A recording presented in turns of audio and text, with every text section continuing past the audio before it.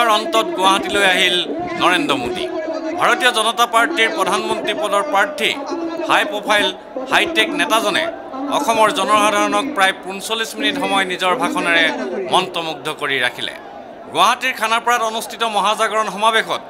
প্ৰৱেশ কৰিয়ে মোদীয়ে প্ৰণাম জনালে অসমৰ বীৰ শ্বহীদসকলক ২:৪০ মিনিটত যেতিয়া ভাষণ দিবলৈ আমন্ত্ৰণ জনোৱা হ'ল তেতিয়া মোদী ডাঙৰীয়াই বুলেট প্ৰুফ মঞ্চ এৰি সাধাৰণ মঞ্চত ভাষণ আৰম্ভ কৰে জয় আই অসম ধ্বনিৰে অসমৰ সুযোগ্য সন্তান ভাৰত ৰত্ন গোপীনাথ বৰদলৈৰ পৰা শংকৰদেৱ মাধৱদেৱ গুৰু দুজনা লক্ষ্মীনাথ বেজবৰুৱা আজান ফকীৰ লাচিত বৰফুকন আদিকে কৰি সতী জয়মতী কনকলতা মূলা গাভৰুলৈকে সকলোকে ভাষণ প্ৰসংগত সুঁৱৰিলে বিজেপিৰ হাই প্ৰফাইল নেতাজনে লগতে নাপাহৰিলে ডক্টৰ ভূপেন হাজৰিকাক সুঁৱৰিবলৈ মা কামাখ্যাৰ আশীৰ্বাদ নহ'লে একো নহ'ব বুলি দেৱী মাক সেৱা জনাই মোদীয়ে সমালোচনাৰে থকা হৰকা কৰে কংগ্ৰেছ দল আৰু চৰকাৰক ২৩ বছৰে অসমক প্ৰতিনিধিত্ব কৰা প্ৰধানমন্ত্ৰী ডক্টৰ মনমোহন সিঙে অসমক কি দিলে বুলি প্ৰশ্ন কৰে মোদীয়ে সকলো থকাৰ পিছতো অসম দুখীয়া কিয় উত্তৰ পূৰ্বৰ আটাইতকৈ দৰিদ্ৰ ৰাজ্য অসম মুখ্যমন্ত্ৰীক কটাক্ষ কৰি মোদীয়ে কয় নাম তৰুণ হ'লেই নহ'ব চিন্তাও তৰুণ হ'ব লাগিব তেতিয়াহে ৰাজ্যত প্ৰগতি হ'ব নীতি নেতা আৰু পৰিকল্পনাৰ অভাৱতে অসমৰ এই দুৰ্দশা হৈছে বুলি মোদীয়ে ঘোষণা কৰে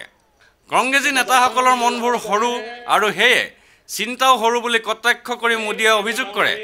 কংগ্ৰেছে গোপীনাথ বৰদলৈক পাহৰিছিল কিন্তু বাজপেয়ী চৰকাৰে বৰদলৈক ভাৰত ৰত্ন প্ৰদান কৰি সন্মান জনালে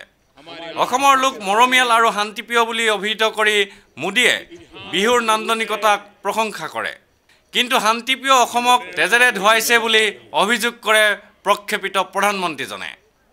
অসমৰ তেজাল ডেকাসকলক মৰিবলৈ এৰি দিব নোৱাৰি বুলি মোদীয়ে ঘোষণা কৰে উন্নতিৰ বাবে শান্তি একতা আৰু ভাতৃত্বৰে আগুৱাব লাগিব বুলি মন্তব্য কৰে মোদীয়ে প্ৰাকৃতিক সম্পদেৰে ভৰপূৰ অসমত আজিও পৰ্যটন উদ্যোগ গঢ় লোৱা নাই বুলি অভিযোগ কৰে মোদীয়ে ভাষণ প্ৰসংগত মোদীয়ে ৰাইজক আহ্বান জনায় ৬০ বছৰ কংগ্ৰেছক দিলে আমাক মাত্ৰ ৬ মাহ সময় দিয়ক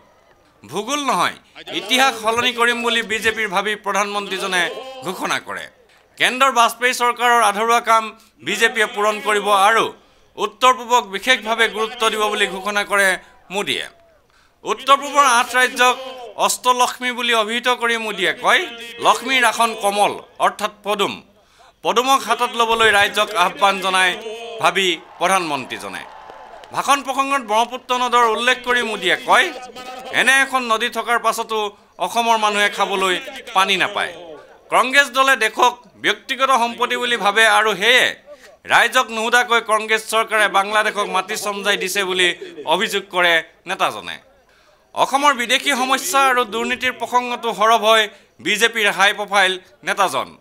দেশৰ বাহিৰত থকা কলা টকা ঘূৰাই আনিবই বুলি ঘোষণা কৰি মোদীয়ে কয় সমস্যা সকলোতে আছে লগতে আছে সমাধানো লাগে মাথো কাম কৰাৰ ইচ্ছা আৰু সততা ভিডিঅ' জাৰ্নেলিষ্ট সুশান্ত দাসৰ সৈতে অমৰদীপ গগৈ, সেন্টিনেল নিউজ, গুৱাহাটী।